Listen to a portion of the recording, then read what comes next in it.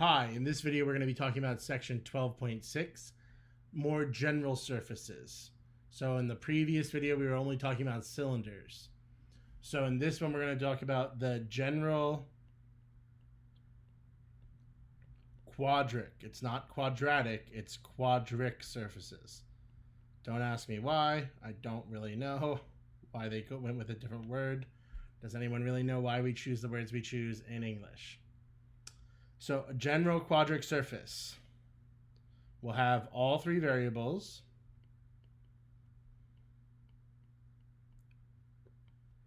The highest power is 2. It can have a really complicated form. We're mostly going to be dealing with the general nice forms that can get after translations. So we're going to need, big difference, we need more than one variable. More than one picture. And what I mean by picture in terms of what we said last video, like planar curves.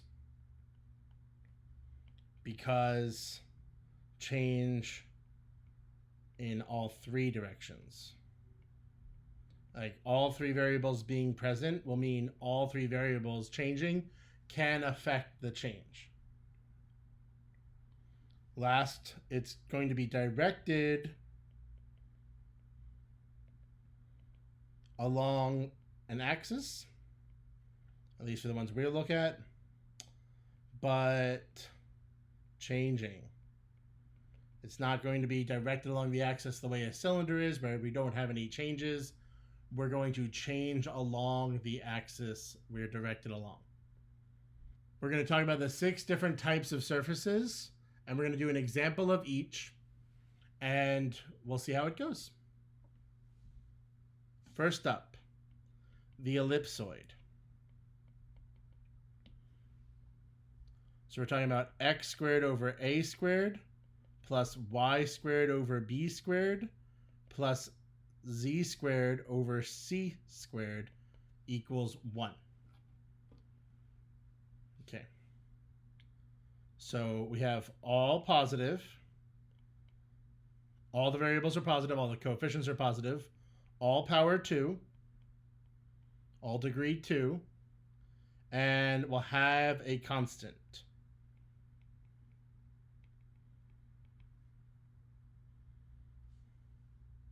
So 3 key details. Oh, I guess a fourth would be that the intercepts. The x-intercepts will be plus or minus a. The y-intercepts should be plus or minus b. And the z-intercept should be plus or minus c. If you watched the last video, we ended on an example of an ellipse in one direction. Again, this is not like that. This is not an elliptic cylinder. It's not an ellipse that's projected along an axis like a cylinder. It's going to be an ellipsoid. It's going to be like a 3D ellipse is really the best thing I can say. So I'll try to do my example over here. 9x squared plus 4y squared plus z squared equals 36. Okay. So, is this a cylinder? No, it's not a cylinder. And then in general, we're going to be like, well, what is it then? Well, it's an ellipse. How do I know it's an ellipse? Because it's on the slide with an ellipse? Sure. But also because it has all three variables. We have, and all three are powered to the 2, and they're all positive. So we're good to go. What's the first thing we're going to do? Just like in the last video, these coefficients aren't equal. If the coefficients were equal, we'd be doing chapter 12 stuff, but easier. We'd be back in the land of spheres. This is an ellipsoid. The coefficients are not equal. So we're going to divide everything by 36. It's not like it has a radius of 36 or something. So now I have it in general form, which is good. And we should see the comparison to what I wrote a minute ago. Not c squared. That's the issue.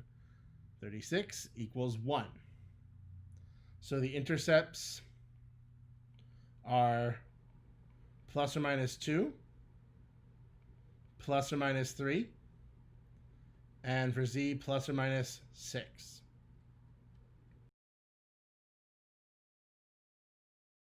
So I'm going to go 1, 2 along the x, 1, 2, 3 along the y,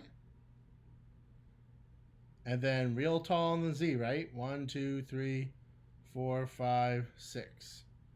1, 2, 3, 4, 5, 6. Okay, so what's happening here is you could draw, oh, I didn't put the dots in. You could draw our ellipses in our planar curve. When z equals 0, we still have this ellipse going on in the XY direction. So we're talking about egg shape. I know I'm not drawing it 100% okay, but that is what we have. Now what's happening is, unlike in the last example, it's not like this is going to get lifted out and be a perfect cylinder. What's going to happen is, as z grows, as this variable grows, it will shrink all the other ones, because these three together have to share that 36. So as the z squared grows, it's going to shrink the other variables until we reach the top here. Also, if I set y equals 0, if I ignored my y for a second, or here, that would be another ellipse in the xz plane. I'm going to draw that now. And what we'd have is something like this. And it's not going to get too pretty. It really will say something that this would be the nicest the shape's going to look right now. And if we drew one more, I'm going to actually use a thinner width here. If we ignored the x now, we'd be talking about a yz plane. And I can draw my ellipse in the yz direction.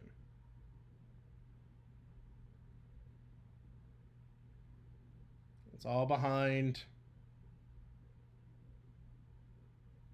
Oops. Okay.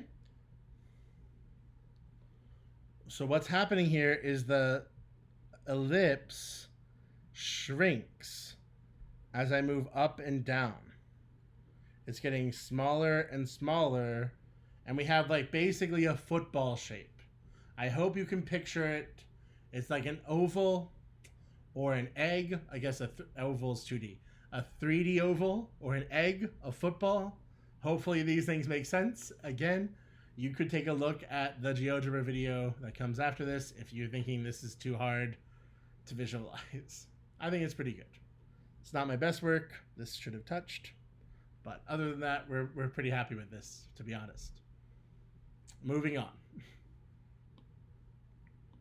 Now we're going to have two kinds of hyperboloids. This is going to be called a hyperboloid of one sheet, or just a one sheet hyperboloid for short. A hyperboloid of one sheet. X squared over a squared plus y squared over b squared minus z squared over c squared equals 1. So, what do we notice? What's changed? Only one negative. Does it have to be the z?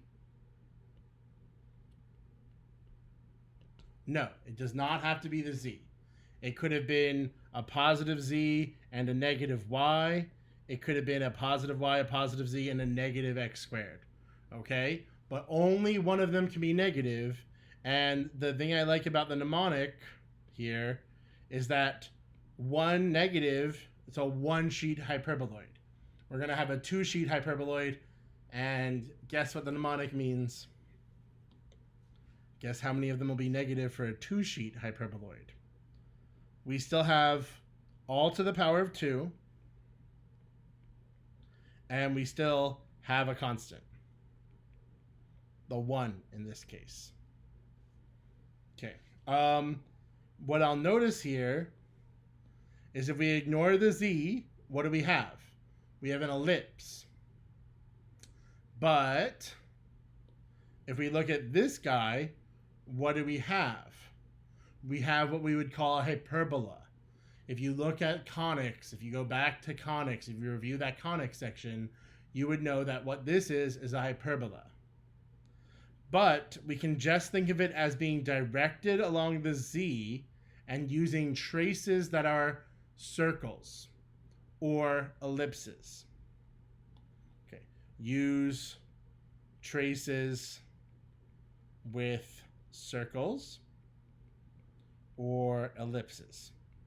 And again, this should make more sense when we start drawing it, except when it doesn't. Except my drawing doesn't make sense. Always directed, and again, that's a little bit unusual, directed along the negative variable, the odd one out, so to speak, okay? You see the one with the negative, it's going to be directed, in this case, this one will be directed along the z-axis, and we will also set the negative variable equal to 0 and negative variable, in this case it would be z, equal to the square root plus or minus the square root of the denominator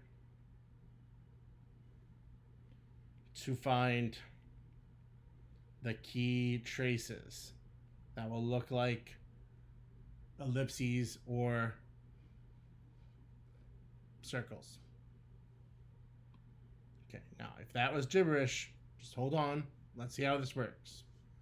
So I have 9x squared plus 9z squared minus 4y squared equals 36. Is this a cylinder? No, we have all three variables. Okay, well, is an ellipse our favorite one? Ellipsoid? No, because one of them is negative. They're all square, there's a constant, but one's negative. So let's put this into like standard form. If I divide by 36 and rearrange, I get x squared over 4 minus y squared over 9 plus z squared over 4 equals 1. Where are we directed along? I'm always directed along the negative variable, so this is going to be directed along the y-axis. If I cover up that y variable, what do I get? I get a circle. And again, in general, you could get an ellipse, but this is a circle. How do I know this is a circle? Because these two are the same. All right. Please go back and watch that again if that did not make sense to you. It really should have. So we're going to set the negative 1 equal to 0. If y equals 0, what do we get? We get x squared over 4. This is what the covering up was doing formally. Z squared over 4 equals 1. This is a circle. Okay, it's a circle in the xz plane with radius what? With radius 2. It's the bottom number there. If you can multiply everything by 4, everything would look clear. And you're also going to make sure you do y equals plus or minus 3. This is this last step. Plus or minus 3. Why are we doing that?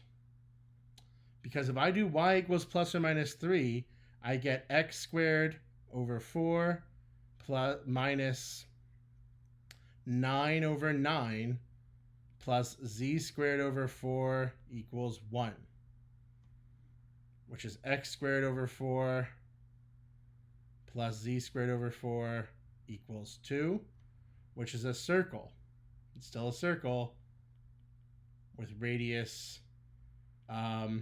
root 8.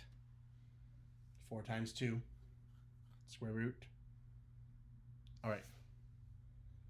So I'm going to draw this. I'm going to try to draw this. Here I go. I'm going to do my X, Y, Z axis in red.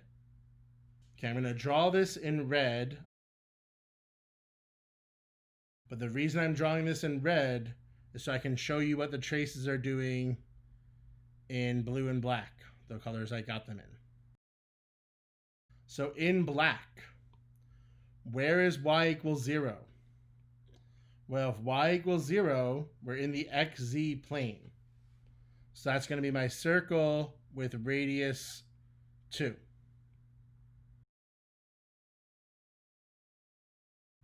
Okay, like that. What happens and y equals 1, 2, 3? At y equals 3, that point's not on this. All that happened was my radius got a little bit bigger. My radius got a little bit bigger, like around 3. Root 8 is about 3. So I'm just going to try to draw that with a radius of 3. I'm going to try to draw a slightly bigger circle in this plane. Okay? So how can I do that? One way to do that is to draw an axis system through that key point. If I could only just draw a straight line. And I can go 1, 2, 3. Sorry. Got to keep the scale. 1, 2, 3. 1.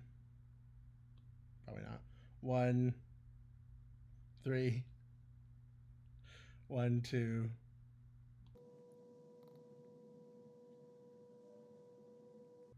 And what happened was we got bigger. We got a lot bigger. And then same thing over here at 1, 2, negative 3. We can just draw 1, 2, 3, 1, 2, 3. I'm really not trying to exaggerate the scale too much. I'm just trying to give you an appropriate size of how it's gotten bigger. It's not really 3. I guess I should have said that. Remember, I'm just using a useful fiction. And now I'm going to connect these key points. So what's happening to the shape is it's sort of bending out and bending down in the top. Okay, and bending in. Bending in. Okay? And so what we have is like a tube. It's almost like a vortex in my mind. I think this is an okay image. It's again a surface. So we're just talking about more circles.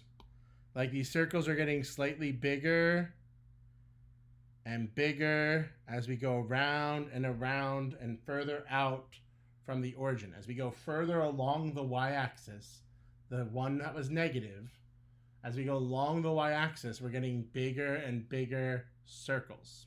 Okay, we're going to do one more. We're going to do the hyperboloid with 2 sheets. Okay, so I already alluded to this guy. This is a hyperboloid. All right, I already alluded to this guy. It's a hyperboloid of 2 sheets, or a 2-sheet hyperbola. Hyperboloid. So we have negative x squared over a squared minus y squared over b squared plus z squared over c squared equals 1. Okay, so what do we notice? We have all 3 variables, always, for these surfaces. If we only had 2 variables, what would it be? We would be talking about a cylinder. Are you with me with that? So we have 2 negative, 1 positive. That 2 negative is what makes it 2 sheets. Just like 1 negative made it 1 sheet. We have all power 2. In the next video, we're going to look at what happens when only one of them is power 2. And we have a constant. All the ones we did in this video have all power 2, and all of them have a constant. In the next video, we'll talk about what happens when we get rid of those. This one's going to be directed along the positive variable. Okay? If that's confusing to you, again, think of it as the odd one out. For 2-sheet hyperboloid, it's the positive variable because there's only one positive variable. For a 1-sheet hyperboloid, it's the negative variable because there's only one negative variable. Okay? Sorry, 2 sheets. We're going to set both negative variables to 0 to find the intercepts. It'll just be the one who's positive. The one variable who's positive, it'll be the number underneath it square, plus or minus. So for this one, with just the letters, there would be 2 z intercepts with plus or minus c.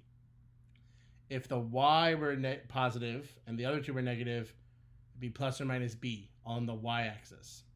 If x were positive and the other two were negative, it'd be plus or minus a on the x-axis. We'd be covering up these two. That's what I'm saying.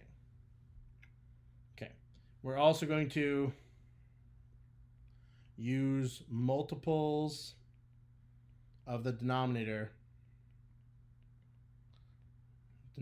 of the positive one, of the positive variable, to find traces. Okay, to find those sketch lines. So let's talk about an example. Negative y squared plus x squared plus 9z squared plus 9 equals 0. Okay, let's try to get this in standard form, huh? So we put the x squared in front.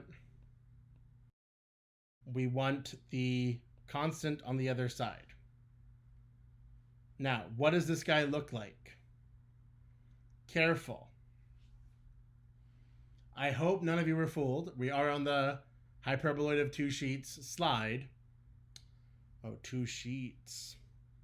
It's been up there for a while. 2 sheets. We need this to be a positive 1. Need plus 1 before decide the shape, okay? Because right now, by my lights, it looks like 1 negative, 2 positive. So that would be hyperboloid with 1 sheet. But before you can do that, you need to get a plus 1 there. So we're going to make sure we divide by negative 9, and I get negative x squared over 9 plus y squared over 9 minus z squared equals 1. And now you can see that we have 2 negatives, 1 positive. All of them are to the square. There is a constant. So that means we have a hyperboloid of 2 sheets. Traces. X equals z equals 0. We get y squared over 9 equals 1. This is this step. Set both negative variables equal to 0 to find the intercepts. 9. So this will be y equals plus or minus 3. Are going to be nice intercepts for us.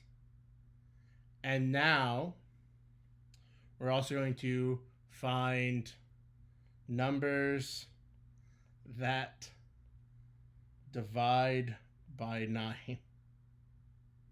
That are divisible by 9. I said divide by 9. So we're going to pick like after squaring.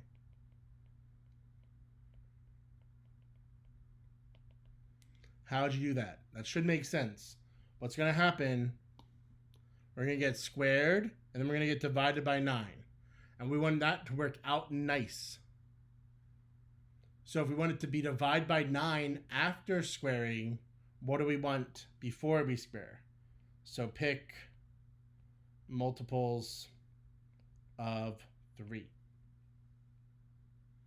because then when we square it, we'll get multiples of 9. So what are the other traces I'm going to get? Like if y equals 6, can't pick 3. Can't pick 3 again. That'll just be the same trace we just looked at. If y equals 6, we would get negative x squared over 9 plus 36 over 9 minus z squared equals 1. Negative x squared over 9 minus z squared equals negative 3.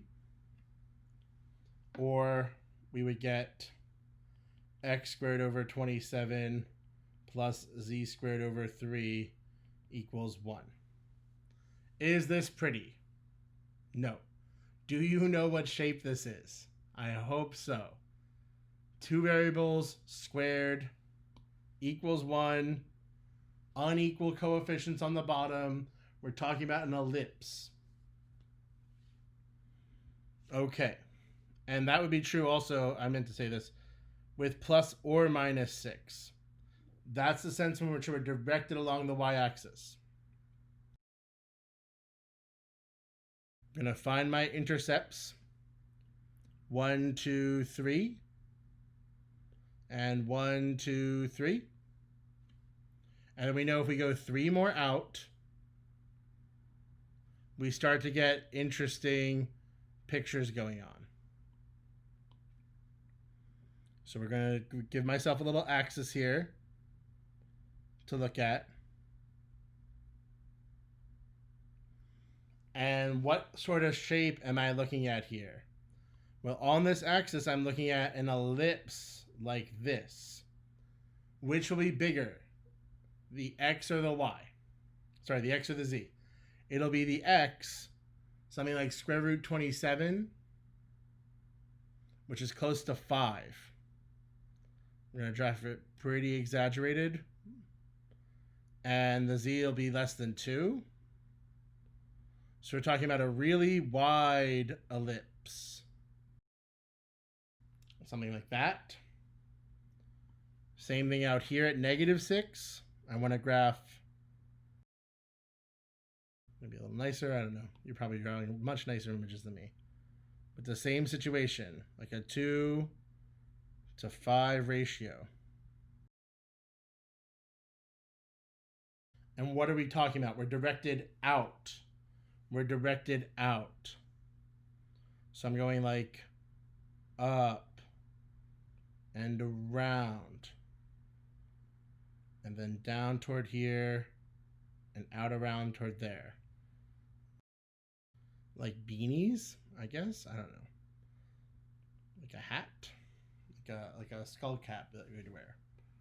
I hope that makes sense. All right. I actually think that's not a bad picture. Okay. Those axes don't really exist out there. They're just to help us graph. Again, you'll see in a GeoGebra video maybe a nicer image of this. Thanks for watching this one. Tune in next time to see what happens if we get rid of these constants. Or if we stop squaring all 3. Hey, if you stop squaring all 3 at once, I know I just misspoke. If they were all linear, what would you get? You would get a plane, right? That was the last video. That was 12.5. Just had to say that. What happens if one of them is not squared? Who knows? Tune in next time and we'll see. Thanks for watching.